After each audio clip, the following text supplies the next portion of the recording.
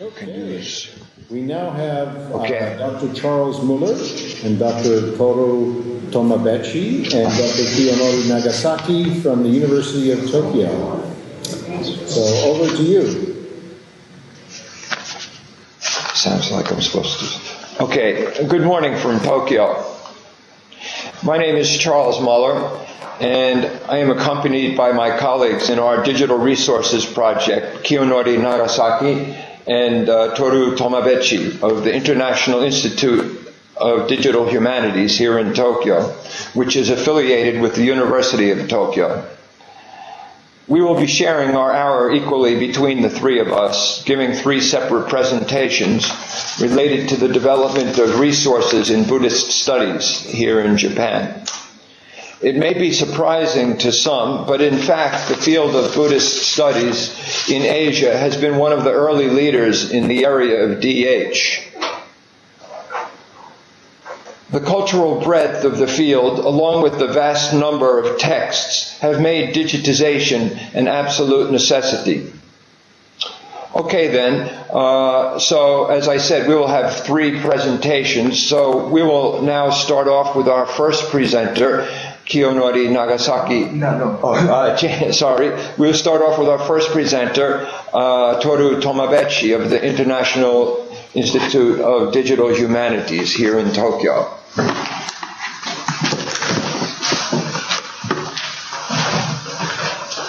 Hello, my name is Toru Tomabechi, and I'm working in the field of Buddhist studies and digital humanities. Today, I'm going to talk about nothing about the concrete project or brand new databases, but I'd like to present my rather vague idea about the future of the Buddhist studies in the digital age. Okay.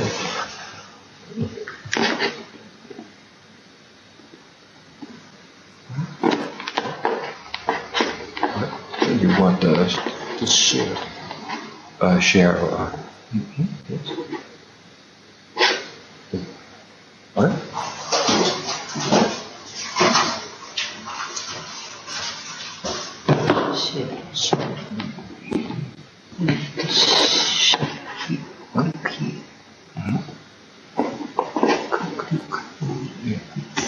Yeah. Okay. Oh no.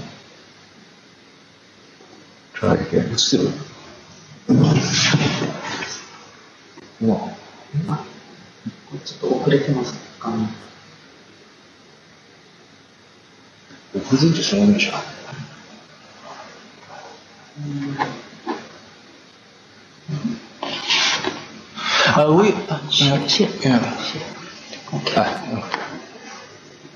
We are now trying to switch to the slide.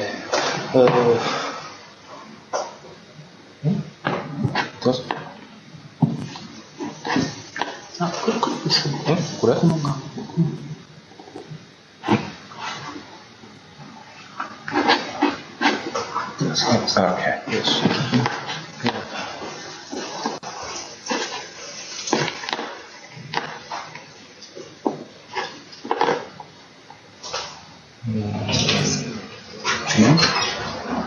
Is it okay?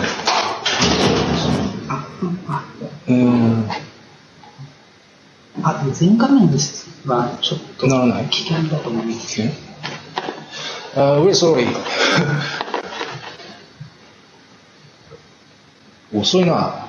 You can zoom by percentage here. Yeah.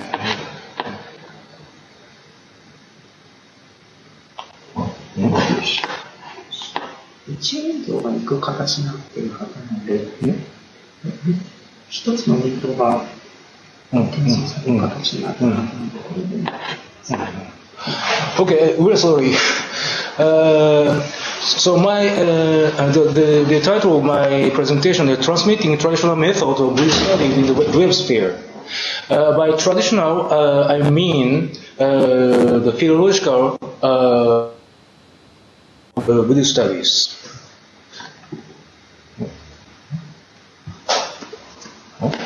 You can scroll down here.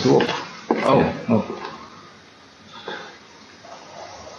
So now we look at Buddhist philology and the current status of digital resources in the Buddhist studies, and some view towards a new phase of Buddhist studies and the future perspective.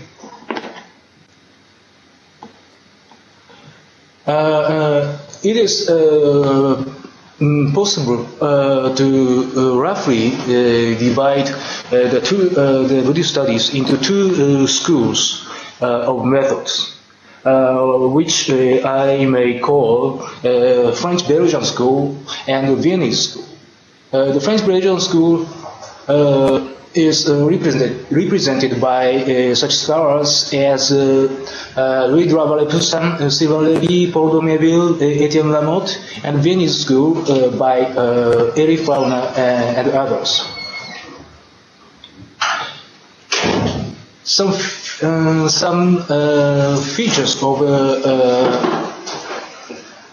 French-Belgian school is the first, the basic textual research, and their studies basically single text oriented. They focus on the critical editions of the text and the translations, and their studies, their style of the studies can be characterized as the Buddhist studies as Asian classics. So they use the sources, source materials from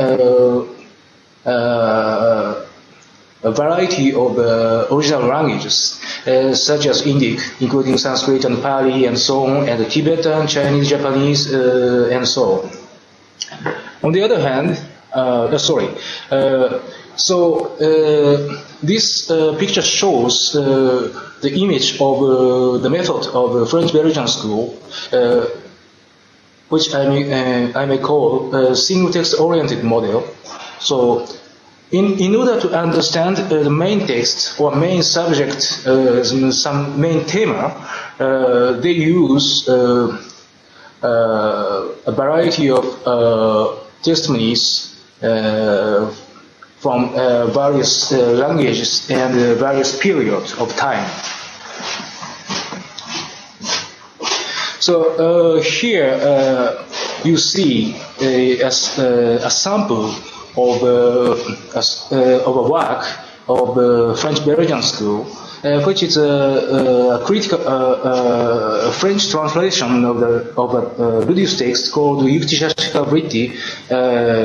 This is a translation by Dr. Christina Schellschop, and as you see here.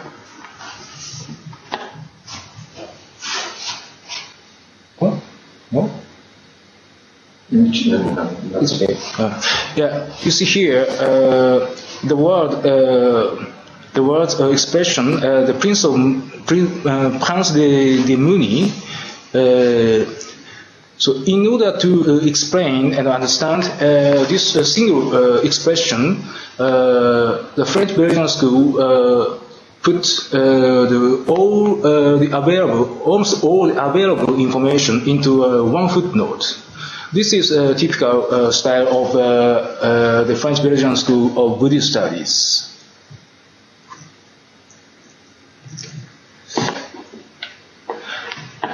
Now we turn to the Viennese school.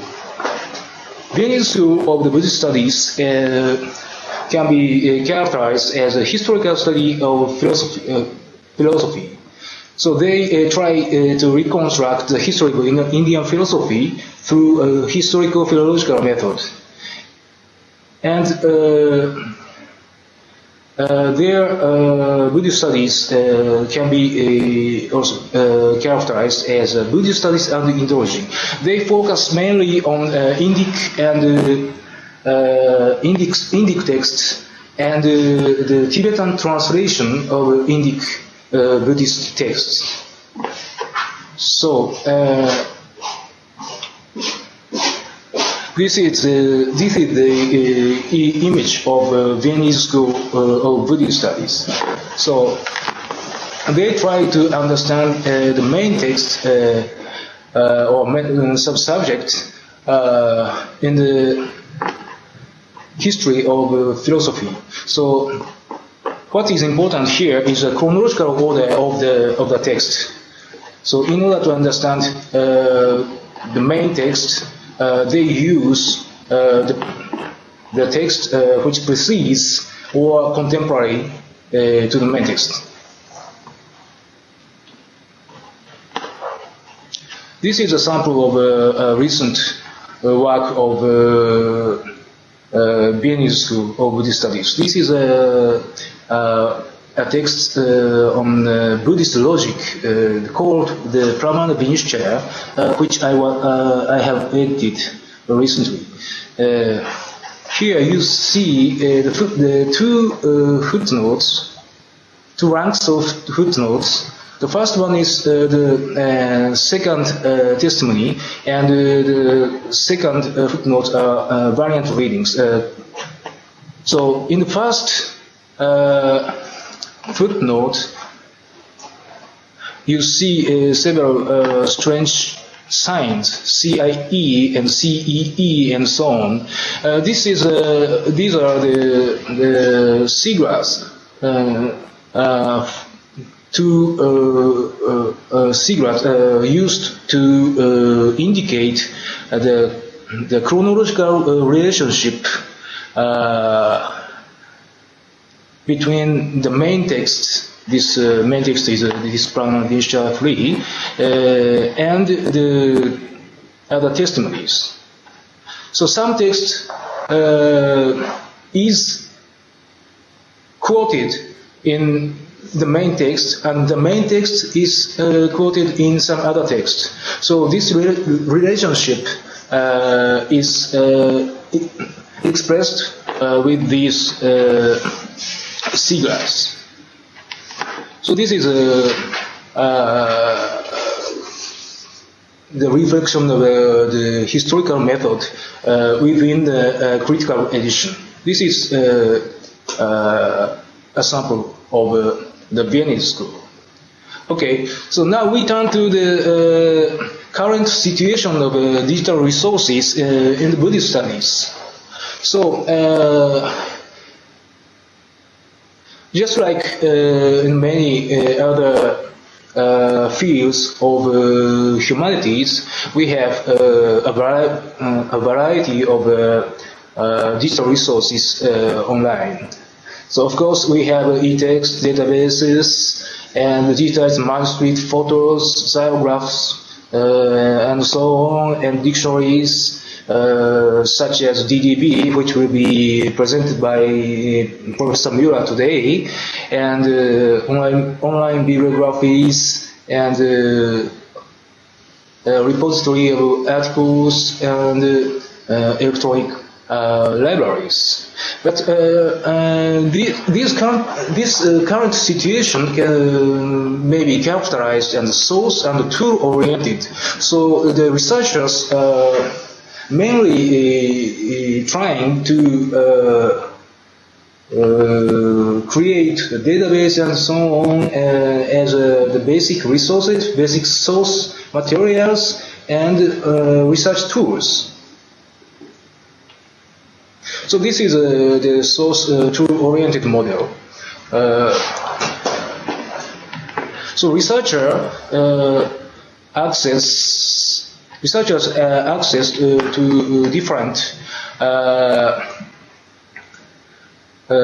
digital resources such as e-text and digitized manuscript and so on. And these also, of course, they access to the legacy media in paper and so on. And the research results are published basically, usually, in legacy media, paper media. And these digital resources, unfortunately, they have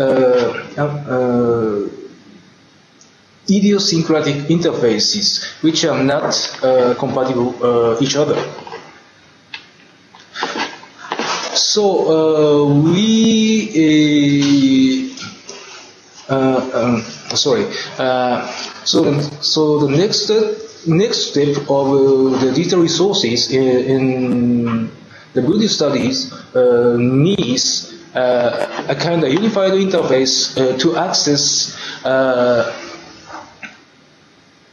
existing digital resources. So what is important here is interoperability among different resources. Then we need the feedback cycle between resource and result. So researcher access to the digital resources through the unified interface and retrieve the information from resources through this unified interface and publish the research result through this unified interface to assure the interoperability among the resources and digital research result. So if we try to realize this schema of the research,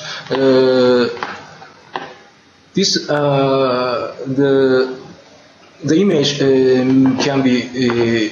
can look like this. So this is again the sample of the recent study in the French school. So if we are to digitize this method, then it may look like this. So internal link between the critical edition of text and the translation, and also internal references to the index and so on. Then this research result can be connected to external resources through interface, through the unified interface. So through unified interface, the reader of the work can access to the different digital resources like e-text and so on, and this this in turn can be a source of the publication again. So this is an image of a feedback cycle between the research and the resources.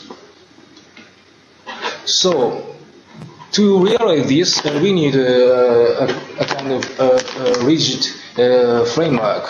So first we need the unified interface, perhaps via portal or gateway website, and we need also human and application interfaces, not only browsing on the web browser, but also we need the interface to connect the resources. And of course we need some kind of standard markup, probably TA, and also the online publication system too. So, is it feasible? I don't know, but probably technically yes, but amount of work can be huge, and it's the coordination of collaborators is also problematic, and authors, the publishers' rights question should be also solved in some way, and this will be certainly a rather long-term project, and we need a sustainable framework to continue the work. But despite these difficulties, this style of research, new research framework may have several merits. For example, with this system, we can visualize the methodology of the researchers, which has been tacitly assumed, and also the mutual collaborative enrichment of Buddhist studies knowledge base will be possible. And these two merits have educational significance. So, for example, to train undergraduate and postgraduate students in philological method, because they can look at how the former researchers worked on a text with that visualized image of the work. Oh, I'm sorry, I could not prepare well, but this is my presentation. This is what I have been thinking about the future of the Buddhist studies in the digital era. Thank you very much. Okay, thank you very much, Toru, for your very detailed and complete presentation. Next, we will switch over to our second presenter, Kiyonori Nagasaki of the same institute. Kiyonori.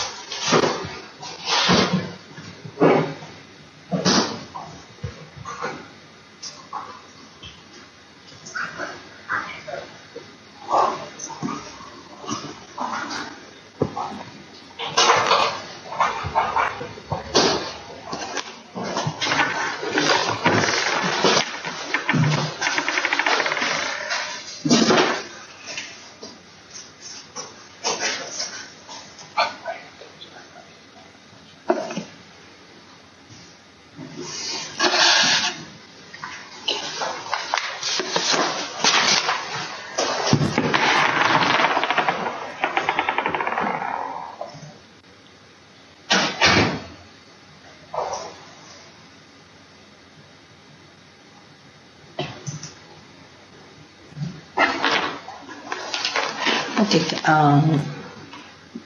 could you see the slide of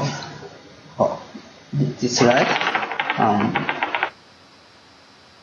Hello everyone, I'm delighted to be able to give a presentation at such a cutting-edge symposium.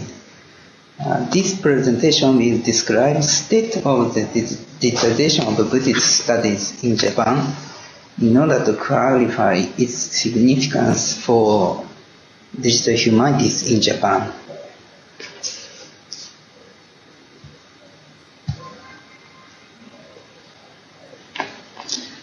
Generally speaking, Buddhism has been a major factor in the formation of Japanese culture since it was spread under the influence of cultural sphere of China in 6th century. Especially its scriptures which were translated from Sanskrit into Chinese were copied and read widely. A large number of these have been preserved in some traditional temples up to the present time since the 8th century. After that, woodcut printing accelerated the spreading of the scriptures, creators of Japanese culture has been affected by various motifs in the scriptures even now. Then, after beginning of the importation of Western cultures at the end of the 19th century, Buddhist studies became a core field in the humanities in Japan. Furthermore, as Buddhism itself and its resources have spread in various countries, researchers of Buddhism have naturally formed global research communities.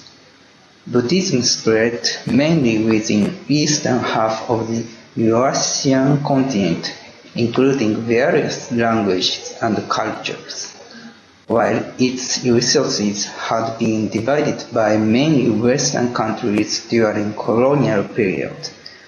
A prominent example is that of the Dunhuang manuscript, which are collaboratively available on the web by cooperation between multilateral institutes such as British Library, an institute in St. Petersburg, the National Library of China, National Library of France, a Japanese private university, Ryukoku University, the Berlin-Brandenburg Academy of Science and Humanities, and so on, under the International Dunhuang Project.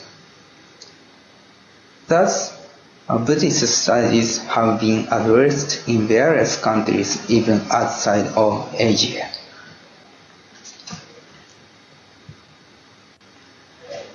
To describe this digitalization of Buddhist studies in Japan, I should mention a series of critical edition of Buddhist scriptures, Taisho edition, as an important history in Buddhist studies.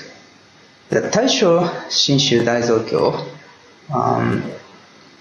is a collection of Buddhist scriptures consisting of 85 volumes, approximately 100 million characters in total, and 6,000 unencoded characters, the largest portion of which are Han characters.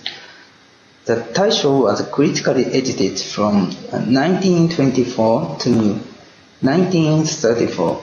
The base corpus of this canon, the Daizokyo, took from over more than a millennium, starting in the 4th century. In the earliest stage, it was reproduced by hand copying. From the 10th century, it began to be reproduced by woodblock printing in China, Korea, and Japan. After Japan began to import Western technologies in the late 19th century, attempts were first made to print it by metal type and engage in critical edition modeled on biblical studies. Under these new conditions, several forward-thinking Buddhist researchers began to publish the Taisho, comparing their editions with numerous manuscripts which have been preserved since the 8th century and several authoritative series of xylographies which were printed around from the 11th century to the 17th century, while availing themselves to the latest research in the field of Buddhist studies. At that time, many variant characters in the manuscript and xylographs were unified or normalized by the determination of scholarly researchers. After that, the Taisho became the primary textual resources for Buddhist studies, being distributed to libraries around the world. This slide is an example of unification of variant characters.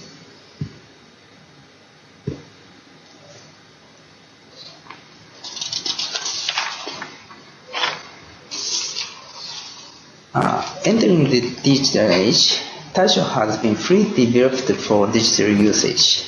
The project of its digitalization was initiated in 1994 by the SAT committee, which was formed by late Professor Yasunori Ejima and now led by Professor Masahiro Shimura, funded by the Japanese governmental grant, JSPS, and the contribution of Buddhist organizations and individual donors.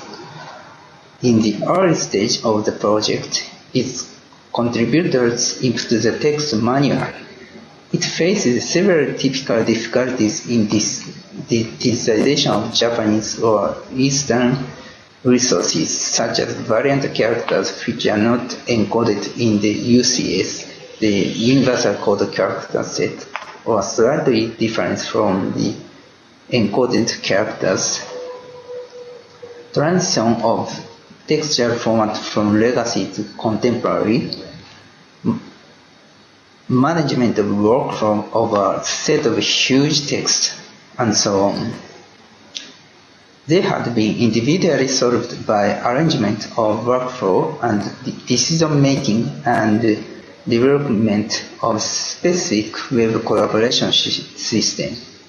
The full set of text was published in 2007 in CD-ROM format and opened on the web, with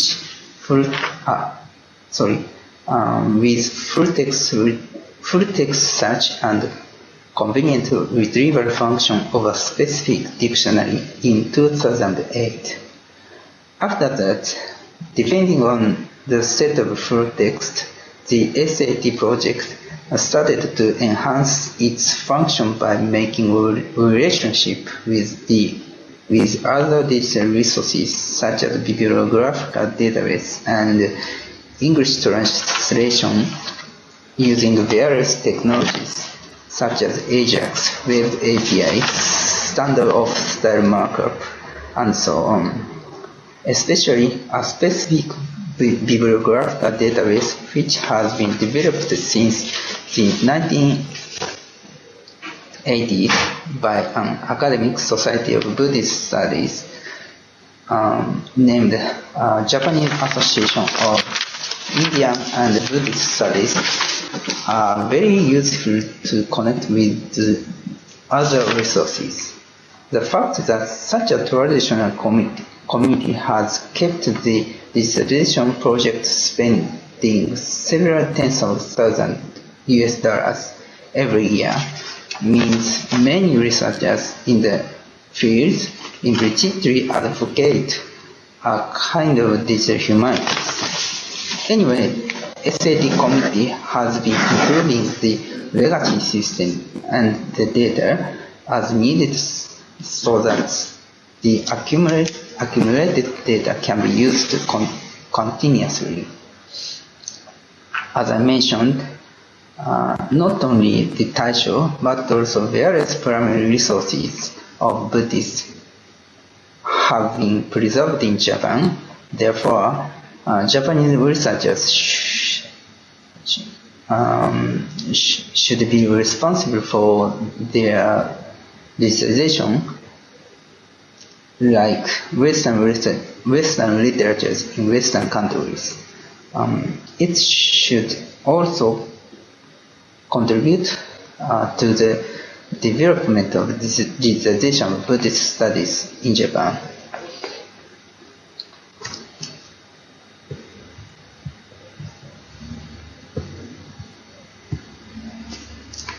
While the work of digitalization had been undertaken partly in collaboration with a project in Taiwan named CIBETA, since the early stage, the SAT committee started to make relationship with other projects and institutions internationally after 2008.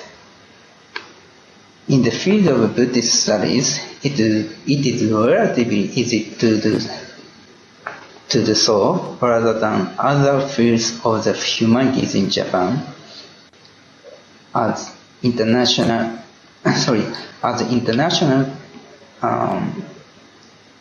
connections have already been prepared, as I mentioned previously. For example, an international conference of Buddhist studies in 2011 in Taiwan gathered at least 12 presentations regarding digitization from various areas. In another instance, the SST committee started to collaborate to make a collaborative digital lexicon for Buddhist studies with Hamburg University, depending on existing international connection of Buddhist researchers.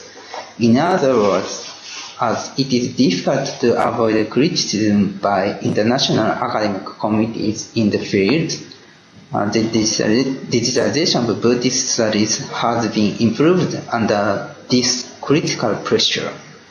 Only the SAT committee, not only the SAT committee, but also other various institutions are addressing digitalization of the Buddhist resources with loose connection each other among international communities. Compared with the United States and other advanced countries, although there is no targeted grant for digital humanities by any Japanese governmental institutes, DH-related projects have gradually been increasing. They were awarded by existing grants, which are divided into traditional academic fields such as philosophy, history, literary studies, informatics, and so on. Regarding yearly changing DH-related projects which awarded by the Japanese governmental grant, Japanese Society for the Promotion of Science, are previously the table. In 2009, 99 projects with about 2.5 million US dollars. In 2010, 126 projects with 3.8 million US dollars. In 2011, 172 projects with $5 million. In 2012, 203 projects, 6.5 million US dollars. The numbers have been steadily increasing. Furthermore, the number of presentations relating to DH has been over 800 in quarterly workshops which have been held by a special interest group, computers and the humanities, including over 300 researchers under the auspices of the Information Processing Society of Japan since 1989.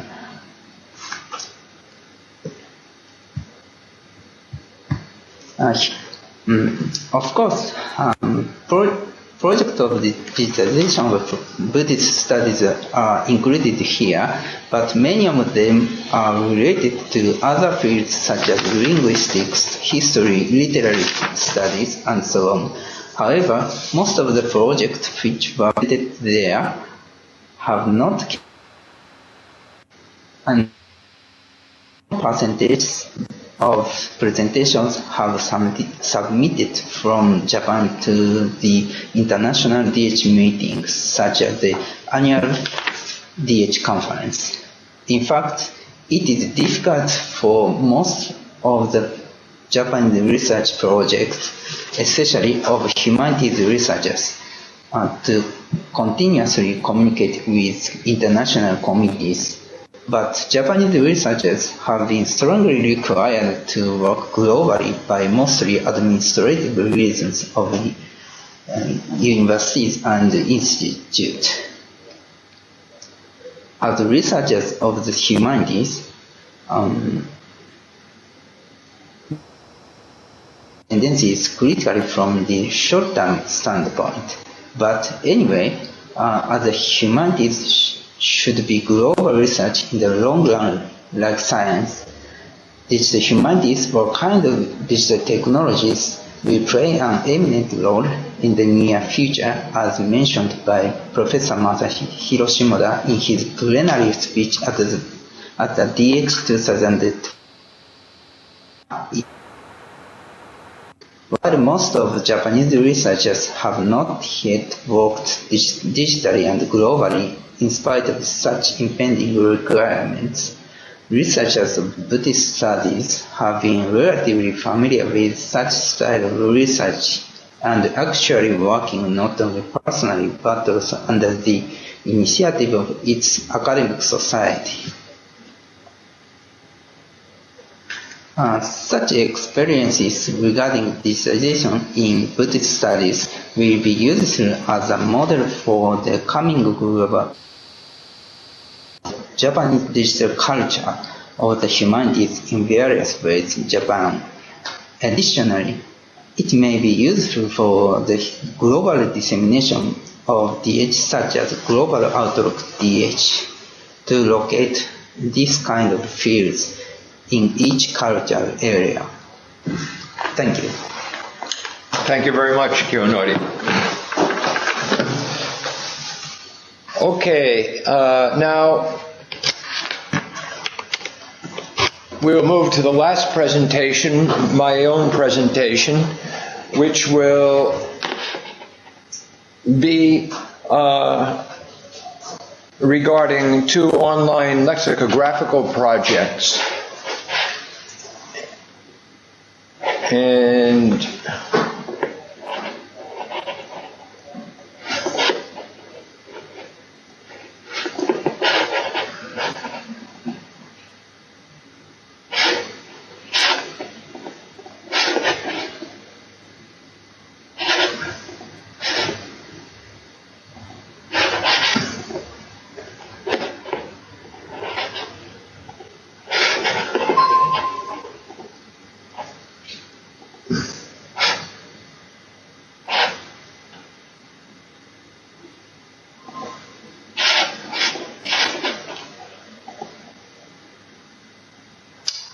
okay, I'm expecting that my PowerPoint is visible.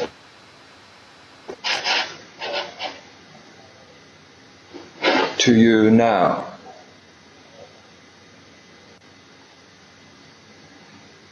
Okay, my name is Charles Muller. I'm teaching at the University of Tokyo.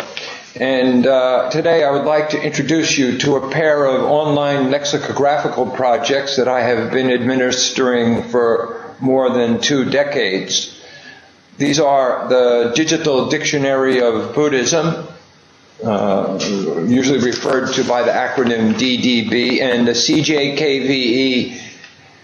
CJKV English Dictionary.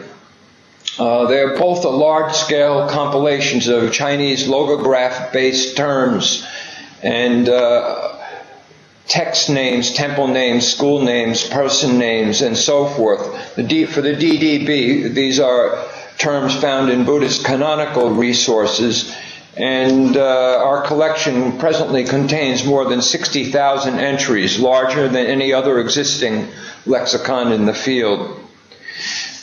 The CJKVE dictionary, that's Chinese, Japanese, Korean, Vietnamese, English dictionary, originated as part of the DDB project, but the two were separated out from each other as the need for 2 different types of treatment of materials became apparent. But the underlying XML infrastructure, search engine, and maintenance and editorial system is basically the same. DDB, I'll show you briefly. You as Buddhist. This application go to a I believe I have to share that. This is the website of the Digital Dictionary of Buddhism, and the CJKVE dictionary is on the same server. with a slightly different URL. Okay, I will go back now to the PowerPoint.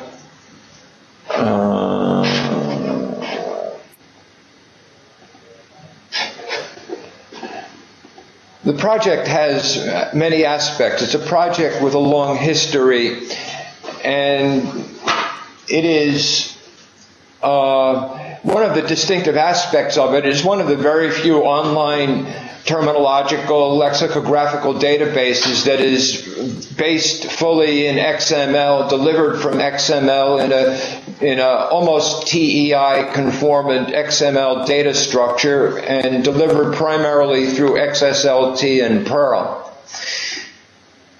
But today, in the limited time, main thing I want to talk about today is the sustainability aspect of the project, in the sense that we are very happy with having achieved, after over a duration of 20 years, a project that continues to grow and bring without needing to rely on large grants from outside sources. We've built in a framework where we generate a little bit of money but still remain open and accessible enough that many people can use it without a great impediment. I started the work in 1986, somewhat before the appearance of the web, and then in 95, with the appearance of the web, placed my data set at that time on the web in HTML format with 3,200 entries. The project stayed pretty much with this structure and format as an HTML hard link version for 5 years. We gradually changed the underlying structure to XML, and then in 2001 we were lucky to gain the great help of Michael Beddoe, at that time of the University of Leeds, just retired from the University of Leeds, who built a search engine with Perl and XSL and took over our web security and the overall maintenance, the back end of the site. And Michael is still helping. At that time, when the first engine was installed, we had about 5,000 entries. Subsequent to that, we had a little bit of help with small grants to input data. We digitized out-of-print dictionaries. We got input help from various sources. And then from 2012 to 2010, the dictionary really developed gradually. And most importantly, we began to attract the leading scholars in the field who began to use the dictionaries for their own research and translation and began to use it in their classes. And in terms of collaboration, there were we found scholars around the world who had very large collections, lexicographical or encyclopedic collections of themselves, who were willing to share these. And so we got, from time to time, huge batches of data that we included in our system. And so the size of the database grew dramatically, and also the reputation grew as these first-rank scholars began to actively participate in our project, and we could list them there as contributors. But most importantly, we developed a kind of characteristic collaboration model where a tiered access model where the casual user who just wants to look up a couple of words can freely do so without any payment or any other obstruction, just using the guest password, and can search up to 10 times in a 24-hour period. But we thought that people who needed to use the resource more than that, 20, 30, 50 searches, are professionals who can contribute in one way or another.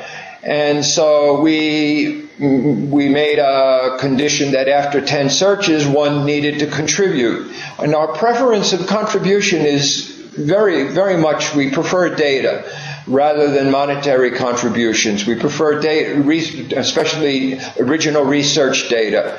And scholars who ask to pay, we usually try to make them give data first, and then if they don't, we charge a very minimal $30 a year. Being an XML dictionary, one of its special characteristics is the ability to give responsibility credit at the node level. So not only people's names are not only listed at the end of a given entry, but for various portions of an entry, for various for the pronunciation information or semantic information, and the ability to give this kind of detailed credit is, we think, very important in terms of the success of the dictionary, because scholars, mostly what scholars need is due credit for their work and to be recognized. And if you can give them that, then and very clearly give them that, then they're usually willing to contribute to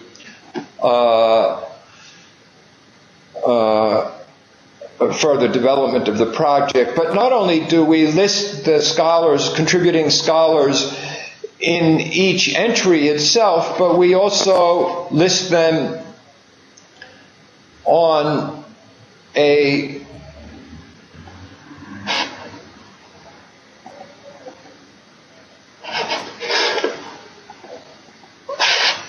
contributors page, and where all contributors and collaborators are listed. And we also give credit to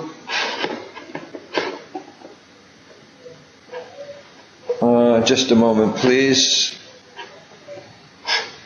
Okay.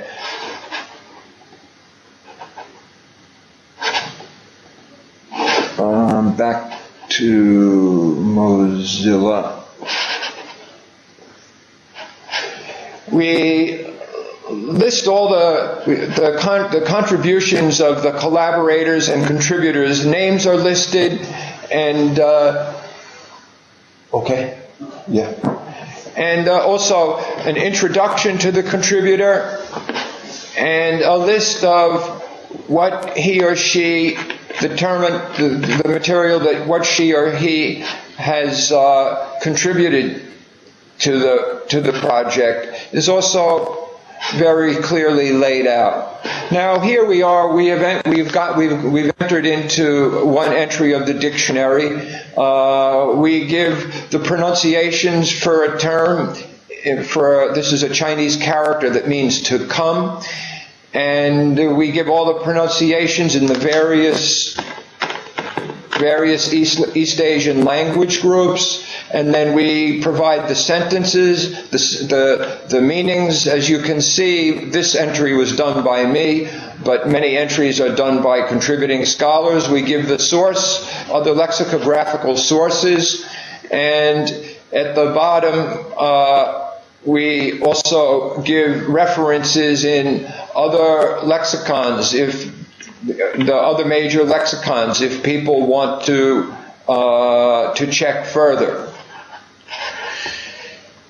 Okay, and a user can also check the same term and jump to the non-Buddhist, the secular CJKVE dictionary to check for usually more detailed information is available. Okay, back to PowerPoint.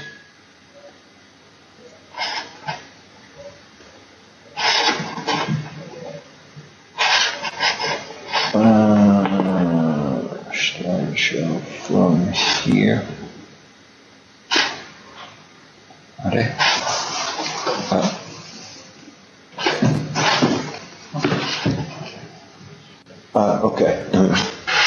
Okay.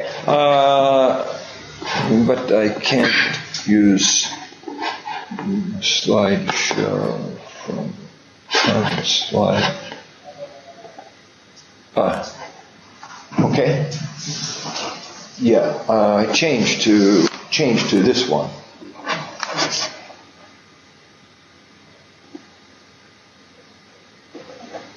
I gotta select.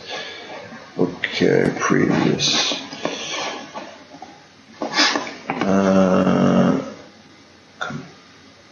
Okay. Here.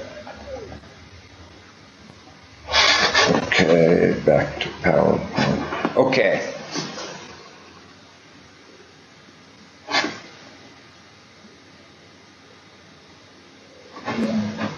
Okay. All right.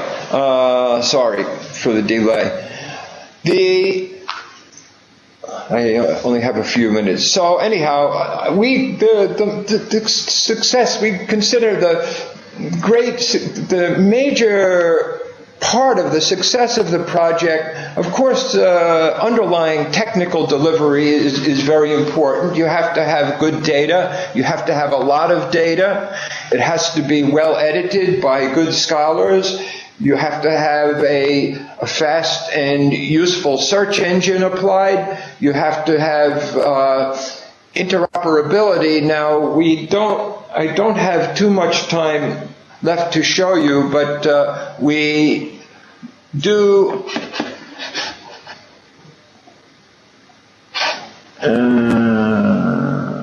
why can't I get the okay, so there's that.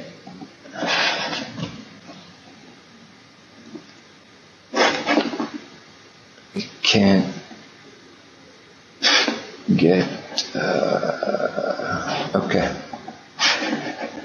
Let me go back to Firefox.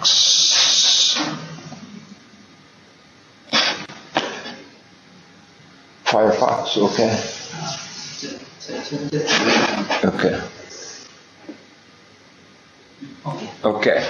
Okay. Once again, sorry for the delay.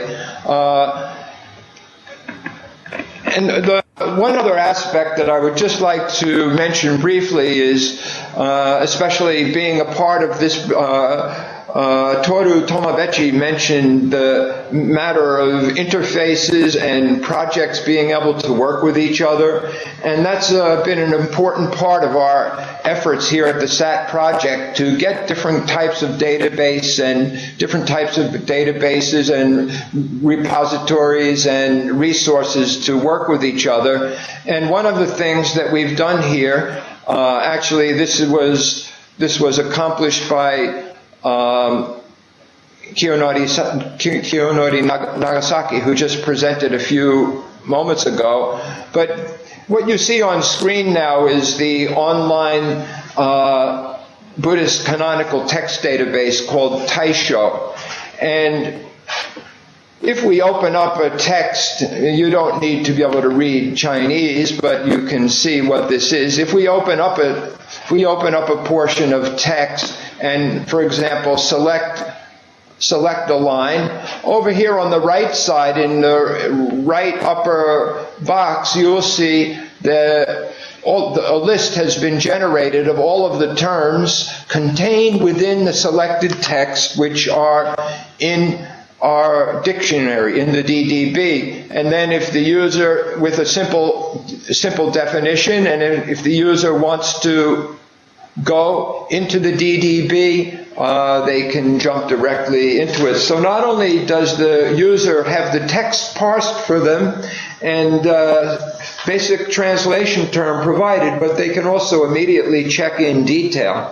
So this kind of tool is an incredible boon of course, for translators and researchers. It's a huge step forward in the application of digital resources to the study of East Asian classical texts.